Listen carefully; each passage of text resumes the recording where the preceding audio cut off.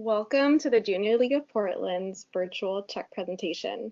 Today we are celebrating our 110th anniversary as a league and our fundraising efforts for New Avenues for Youth with a check for $110,000 to represent each year of our existence. I'm Allison Chown, Community Director and Fund Director of the Junior League of Portland. I have the pleasure of welcoming you all today. I'd like to welcome our Junior League members, the New Avenues for Youth board, as well as staff, friends, and family.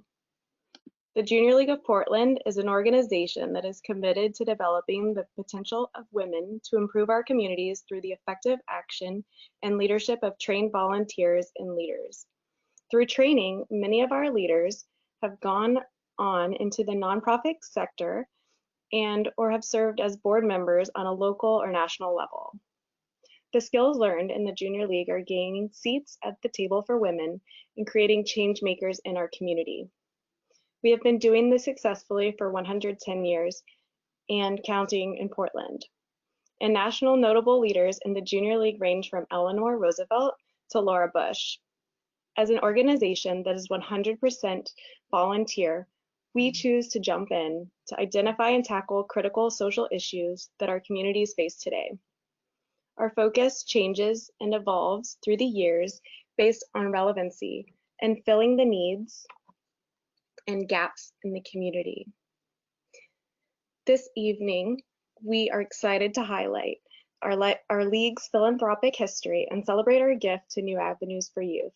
We are very grateful all of you are here. It is my great pleasure to introduce the Junior League of Portland's President, Gina Roman. Thank you, Allison, and welcome everyone, all 53 of you, to our virtual check presentation this evening.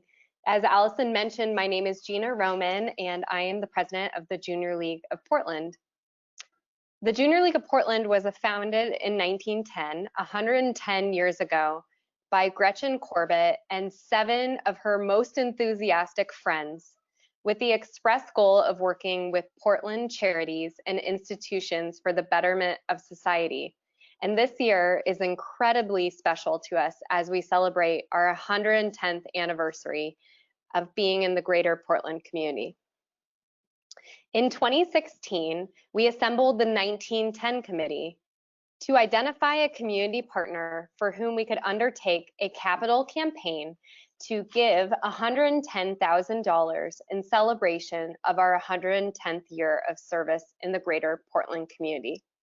A key pillar of the Junior League's projects over the past 110 years has been focused on children and the well-being of children in our community. Some notable projects include a weekly radio program which promoted children's literacy that ran for over 15 years. We helped to furnish and serve Dornbecker Children's Hospital, including helping to expand its occupational therapy workshop for children.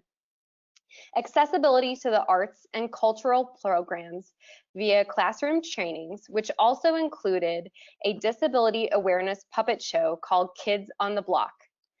And lastly, the Junior League of Portland helped found and operate the YWCA Transitional School, now known today as the Community Transitional School, which is nationally recognized as a safe and nurturing academic setting for children from homeless families.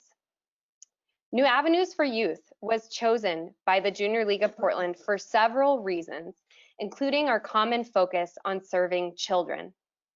New Avenues for Youth has been active in the Portland community for over 20 years and will continue to serve the community for many more years to come. This partnership provided volunteer opportunities for our members and addresses a critical need in our community, which is youth homelessness. Junior League prioritizes our efforts to address critical needs in our community. Partnering with the leader of serving the needs of young people facing or at risk of facing homelessness created the greatest opportunity for our efforts to improve the community. Partnering with a national leader has the added benefit of our members working side by side, gaining valuable knowledge in fundraising and awareness campaigns. New Avenues for Youth's mission is to work in partnership with our community to prevent youth homelessness and provide young people experiencing or at risk of homelessness with the resources and skills needed to lead healthy and productive lives.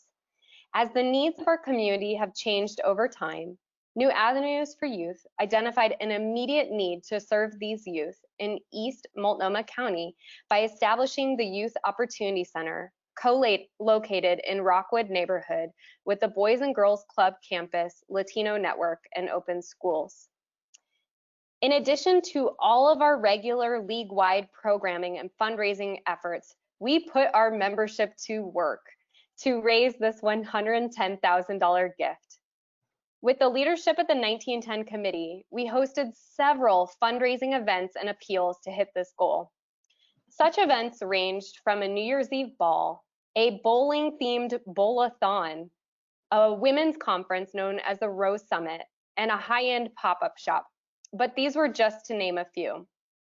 What makes this campaign unique and incredibly special is it wasn't just one person, it wasn't just one event, and it wasn't just one company to hit our goal. Rather, it was the culmination of over 300 individual donors.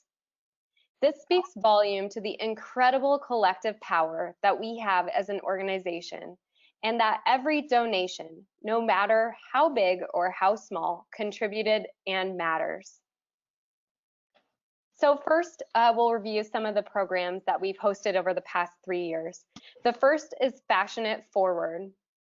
We utilized a generous gift of high-end fashion from an anonymous donor to New Avenues for Youth to organize a weekend pop-up shop named Fashion It Forward.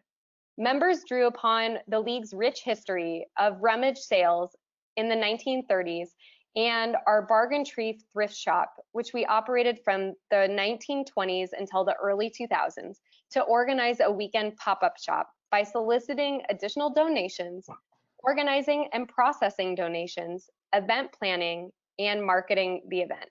And it was a wild success. Next, we have the Rose Summit.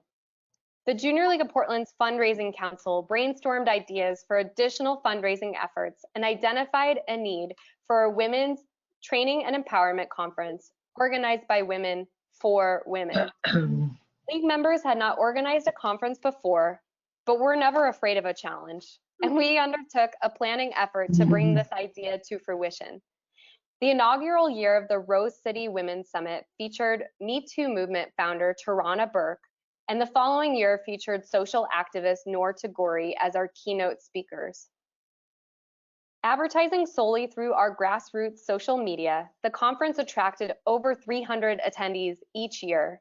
Our title sponsor, UBS, helped make this event truly a success through their generous contribution and partnership. Our members have had the opportunity as well to learn about New Avenues for Youth through our internal membership meetings and fundraisers, which enrich the relationship between New Avenues for Youth and the Junior League of Portland.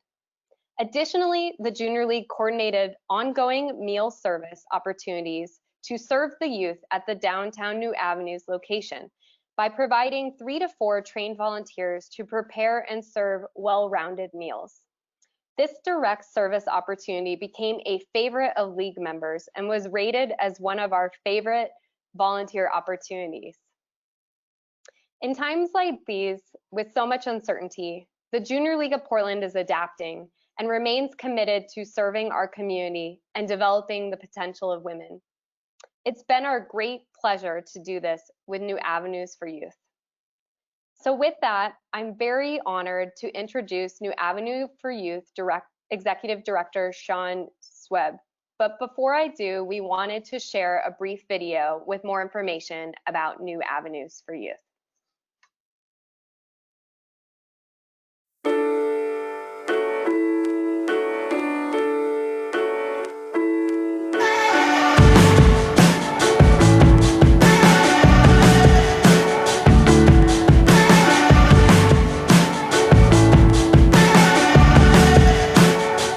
Society tells us to immediately see someone and label them as being other, as being foreign, as being something that we should fear, or someone that we should fear because of where they sleep, or what color their skin is, or what their sexual orientation or gender identity is, or if they're differently abled. As a teacher of our job readiness training, I get the youth here who show up for themselves, show up to invest in themselves, who want to be here because they want a job. They want to get off the streets or get their own space, and feel like they want to continue their education. They want to go to college, they want to have a career. They're passionate, they're insightful, they're reflective, and one of the things that stands out to me the most about them is just how community-oriented they are. I think folks would be surprised to know how courageous our youth are. Systems and society have not historically treated them very well, and they are taking bold steps to make life new for themselves. I would really like people to know that our youth are more than the individual labels that we give them. They're more than LGBTQ, they're more than houseless, they're more than foster kids, they're more than at-risk youth. They're actually individuals.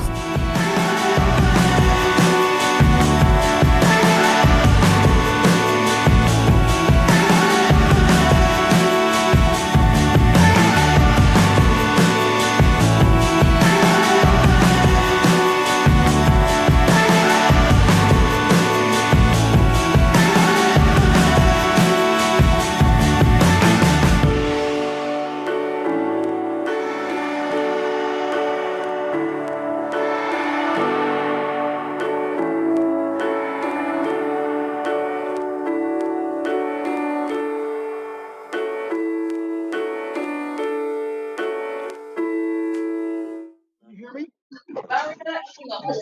Okay, great. So, good evening. I'm gonna. Well, first, I want to thank you for starting with that amazing video.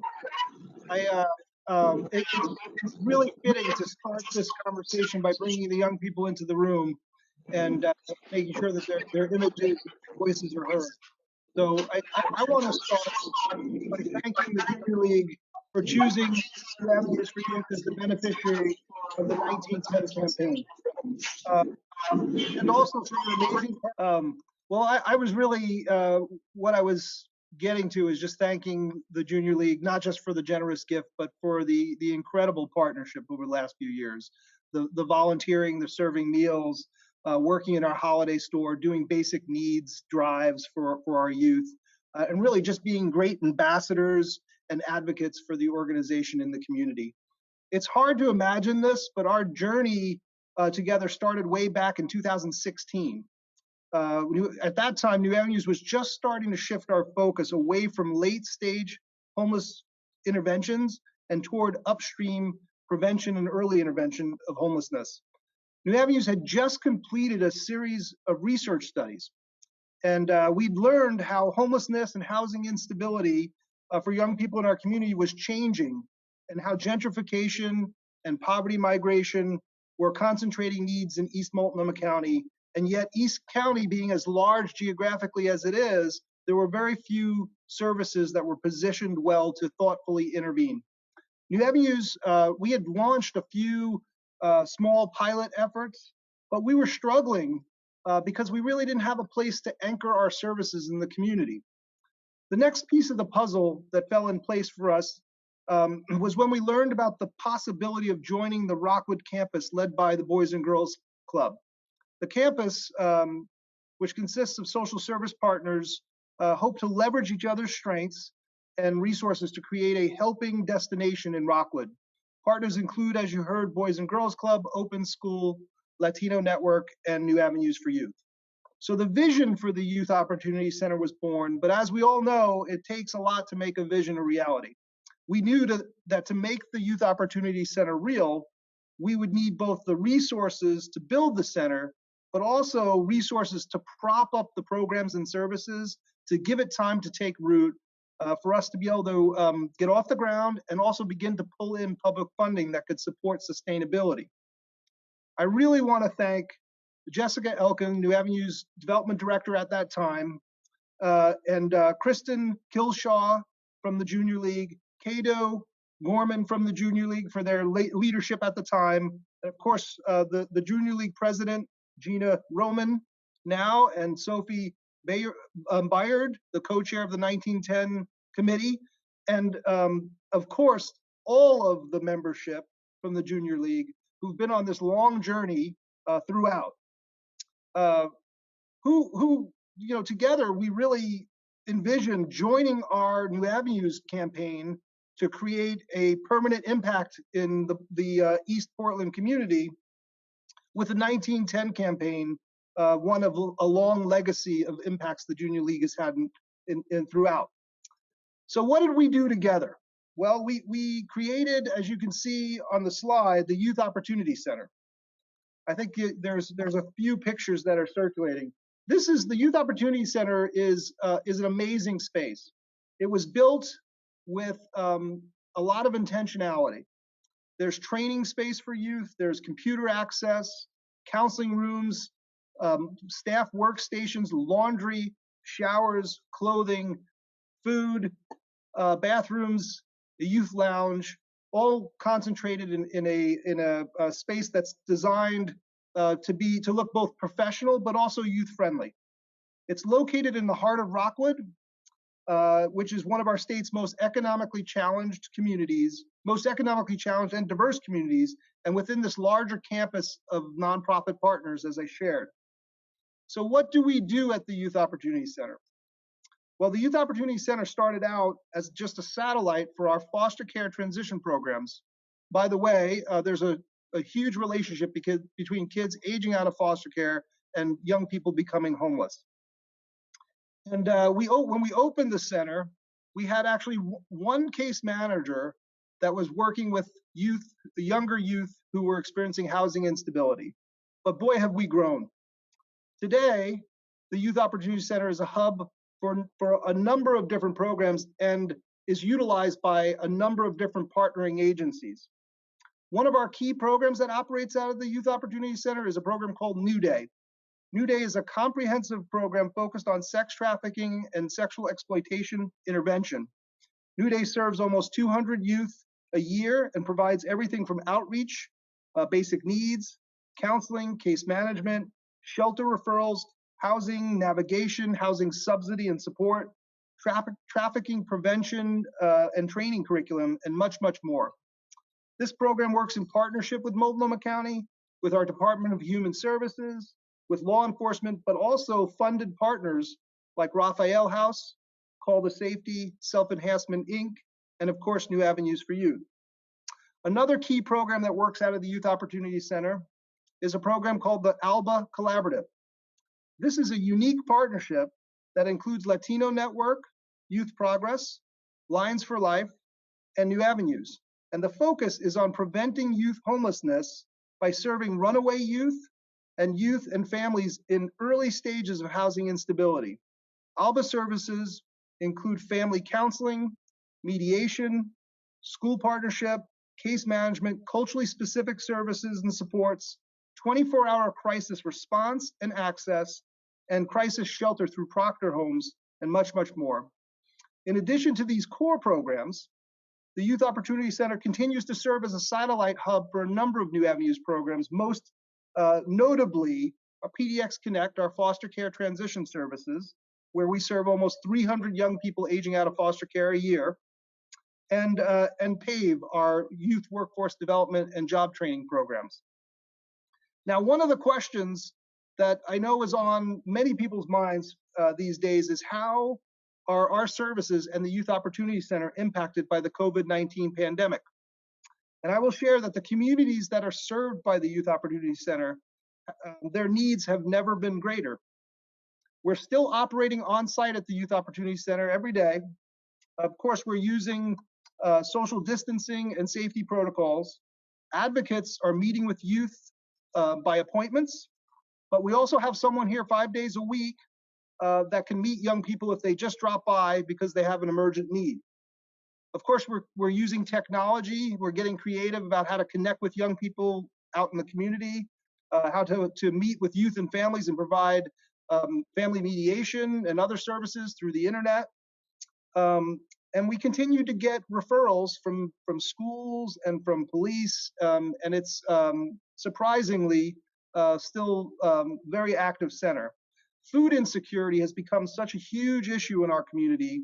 We're handing out lots of food boxes and helping young people navigate and receive additional resources. In short, the investment that the Junior League has made through the Youth Opportunity Center is needed now in this community more than ever.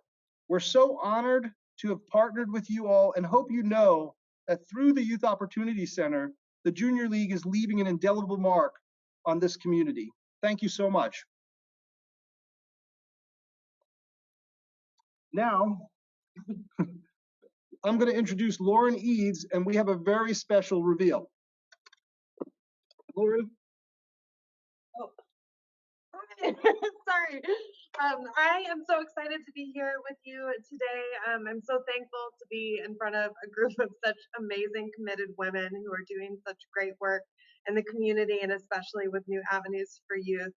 I wanted to share, a little bit about our space. As you could see from the photos and the videos, New Avenues really believes in beautiful spaces.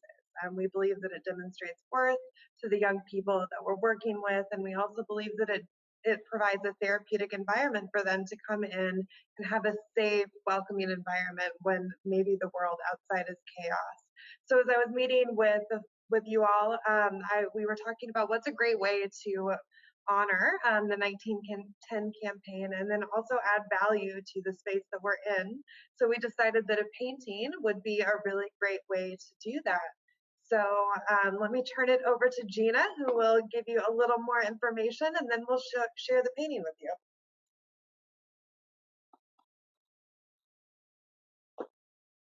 Thank you so much, Lauren.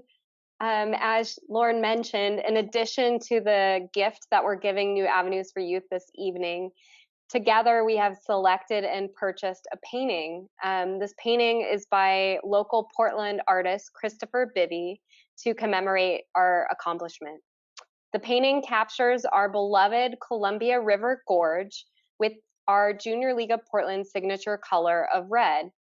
The painting will add to the permanent legacy and impact this building has had within the community. We hope that this work of art gives peace and joy to the staff and youth at the Youth Opportunity Center. So with that, we would love for you to join us in a virtual countdown. So we're going to start at the count of 5 and count down to 1. And then Lauren is going to be our fabulous Vanna White and reveal the painting. So if everyone that is a presenter could unmute your mics. Here we go. 5, 4, 3, 2, 1. Ta-da!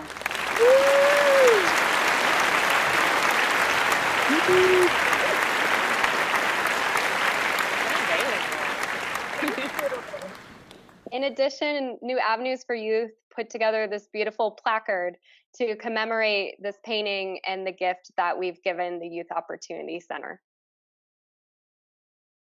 Thank you. Thank you.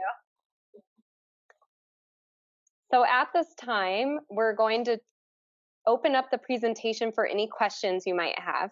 So if you have any questions, please type them in the chat bar on the right-hand side of your screen in the control panel, and we'll have our technology chair, B. Talmadge, share them with us all. And Sean is on the hot seat. He'll respond. Thanks in advance for responding to our question, Sean. I'll kick us off by asking a question myself. And oh, I should put myself on webcam. Ah, there we go. Can you speak to how you decided on the location for the Youth Opportunity Center and the area of Rockwood where it sits exactly? No, just kidding. that worked when we were practicing. So yeah, I think the decision to focus on Rockwood, it goes back to what sent us on the search for how services needed to change. And you know, one of the things that when New Avenues opened its doors 23 years ago, the average age of young person, we actually opened in the downtown business district because there were a lot of young people on the streets. And at that time, the average age of a young person living outside in a doorway, for example, was about 16 and a half years old. And as we started to see changes in the community, and we were seeing the average age of young people on the streets going up and up, and actually today, the average age of a young person living outside in the downtown core is closer to 23 years old. And so studying that question, we learned a lot about how our community was changing, what gentrification was doing to our neighborhoods, how poverty was being pushed out of the urban center, and the landing zone for poverty being in a part of our community that was really under-resourced and not prepared for the high concentration. What became clearer and clearer is that in different communities, in more diverse communities, in more different types of geography in our communities, housing instability really looked different. What's most interesting about Rockwood, which is part of the Gresham, it's on the sort of crosshairs between Gresham and Portland, is that it's an area that has the highest concentration of young people under the age of 18 in the state. It also has one of the lowest tax bases, one of the highest concentrations of poverty. So there was just a clear concentration of need and buildup. And what our goal was to get to young people before they fell into later stage homelessness. So it was pretty clear where we needed to go. And of course, the fact that we found great partnership on the campus with Boys and Girls Club, Latino Network, and Open School, that was sort of the icing on the cake. That's great.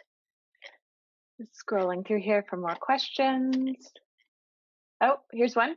Can you speak to how many young people were served by New Avenues for Youth, both at this new location and then in general?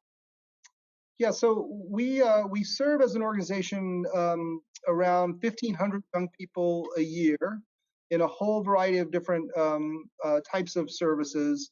And in the last year, we served over 400 young people with services out in East County through the Youth Opportunity Center. Wow. Fantastic. And I have a question here. I know you're located on a campus. Can you speak to the nonprofit partnerships that you have at this new campus location? Yeah, so as I mentioned, one of the things that we were really striving for as campus partners was to be able to meet the needs of the community from birth to adulthood.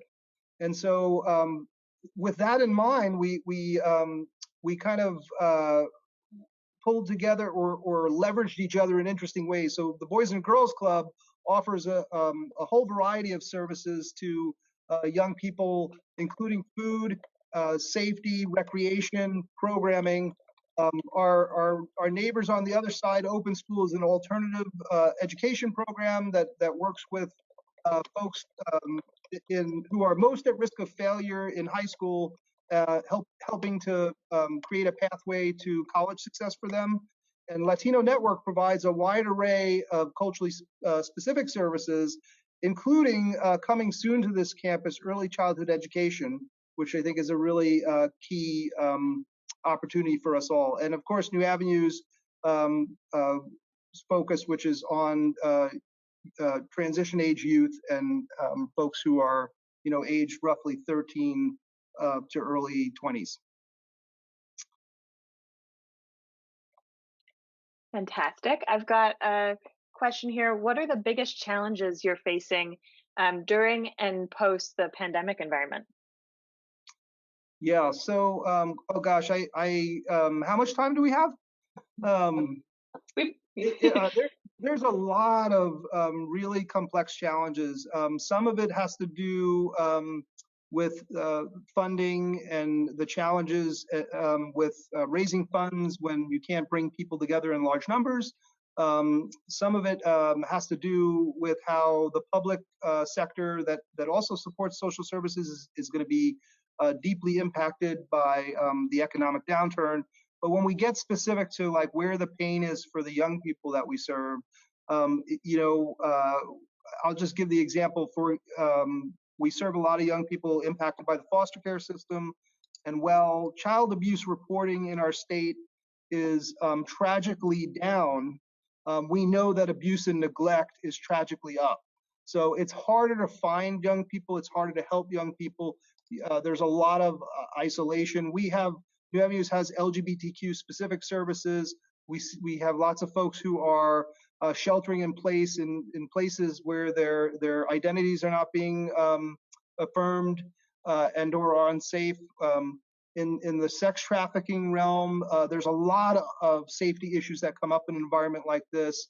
Both young people who, for survival purposes, are putting their bodies in safety harm or risk, but also as there's real economic needs that become more complicated for folks to meet.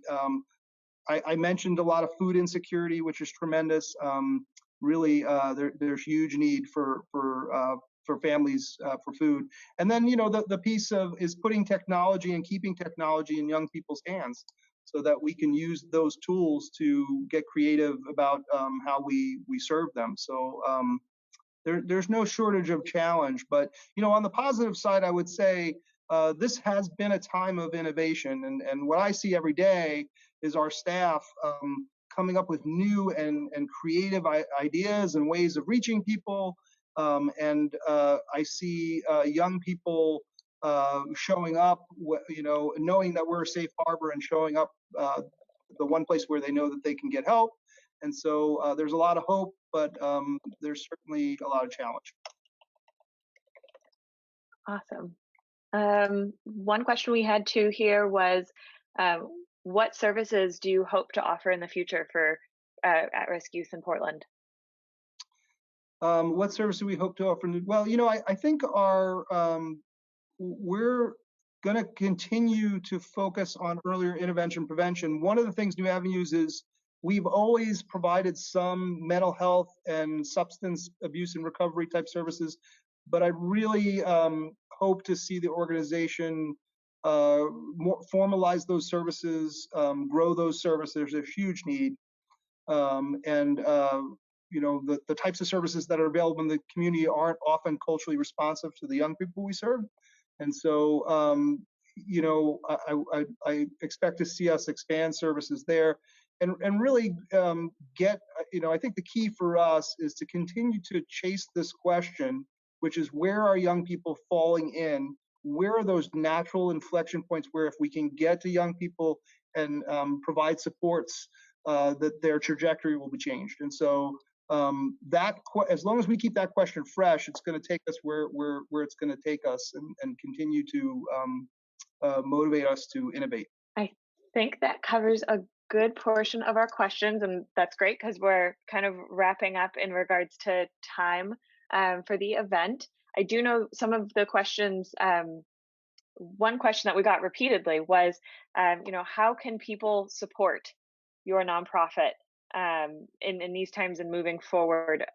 What's your recommendation for people that want to donate or become involved? I know, Gina, you can speak to this too with the work that we do with the organization. Maybe Sean, you want to start it off, and then we'll have Gina wrap that up. Actually, I'm gonna ask Lauren EADS, our development director, if she wants a little airtime because she's the best person to talk about that. Great. I came from the other side of the screen that I thought I would. Hi, everyone. There's many different ways that you all can help support, and I think that, of course, financial contributions are a really big support in this time. We had several events that were planned to go on schedule, and they had to be shifted as a result of COVID. But on top of financial support, there's just a lot of different needs that our young people are experiencing at the moment. And so I would love to reach out to any of you who have interest in possibly donating in-kind things. We're looking for art supplies so that the young people in our residential programs can stay busy. We're looking for gift cards for food so that young people who are in need of some of those critical resources but have a lack of finances to obtain them have that. And so there's just a number of different ways that you can connect with us, and everything's listed on our volunteer page on our website, so you can feel free to visit there for a more complete listing of all of that. Thank you, Lauren. With regards to the Junior League of Portland, we are in a bit of a similar situation in that we had to cancel our signature fundraiser, which is the Rose Summit that was due to be held this May. So if you are willing and able to give financial contributions, we would greatly appreciate that in furthering our mission of developing women to be future civic leaders. We also are always on the hunt for amazing moderators and trainers for our league members from a variety of subjects, both nonprofit and civic leadership, a lot of trainings with regards to the job market, as well as personal development. So if you'd like to get involved, please go to our website, jlpdx.org. We have a Donate Now button at the top right-hand corner of the screen, as well as more information to get involved with our organization. Awesome. Thank you so much to everyone that submitted questions and that are in attendance for this event. At this time, I'd like to introduce Plachette Fontenay, our Junior League of Portland Membership Director. Hello, everybody. We're so appreciative of you all joining us this evening. We're so excited to have, really accomplished this huge endeavor with this capital campaign to help out New Avenues for Youth. And as Gina stated earlier, it was one of the favorite volunteer shifts for a lot of our members. And I had the privilege of painting one of their day rooms at their facility downtown. But we really put together a lot of efforts to really raise the funds to help with this capital campaign. And the picture displayed below is one of the luncheons that we had as a fundraiser. And then we also do a lot of fun things like Bunko. I'm from the South, and that's something that's very popular there, but we brought it to Portland and we put Bunko nights together as a part of the fundraiser. But I'm the membership director for the Junior League of Portland, and we're wrapping up our current recruitment season, and we've been hosting live webinars, and it's been really awesome to connect with potential members in this fashion. If you like what we've presented today in terms of just the programming that we offer in the Junior League of Portland, I would encourage you to reach out. The link below, you're going to get a follow-up email, but you can see the link below at jlpdx.org, join us, and we can get you a membership application, and you can speak to our recruitment chair or me, the membership director, and we can answer any questions you have about who we are, what we do, and the other tentacles we have in the Portland community to make our community a better place to live. And with this, I'm going to turn things over to the Fund Development Director, Allison Chow. Thank you so much, Plachette. Well, now we have the honor of appreciating and thanking our wonderful donors that made this campaign a success. Here on the screen, you can see names of those that donated, and it's really amazing. We had over 300 individual donations to help us raise $110,000. So thank you all so much for making that contribution.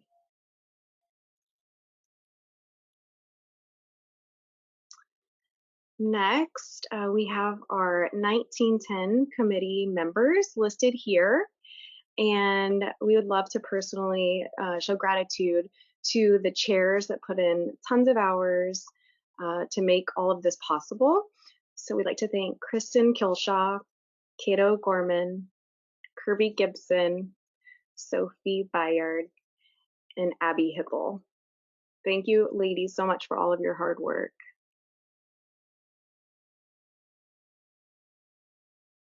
And then our next slide here is a list of our wonderful sustainer advisors that offered their support and feedback to our chairs and our committee members and gave them the coaching that they need to make this campaign a success. Thank you all so much.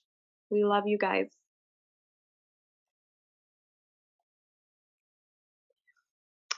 And then we'd love to thank everyone for attending this event. And of course, thank you, Sean and Lauren, for representing New Avenues for Youth and for all of the work that you all do every day. And we have sent out an email with a link to our Zoom happy hour that's going to follow this presentation. And you can also find the link in the chat. So we would love to have you join us. We're going to have about 30 minutes of time together to just hang out, or we can ask questions, answer questions, provide any additional info that you might need or want. And we'd love to have you join us. Thank you all so much. Thank you. Thank you.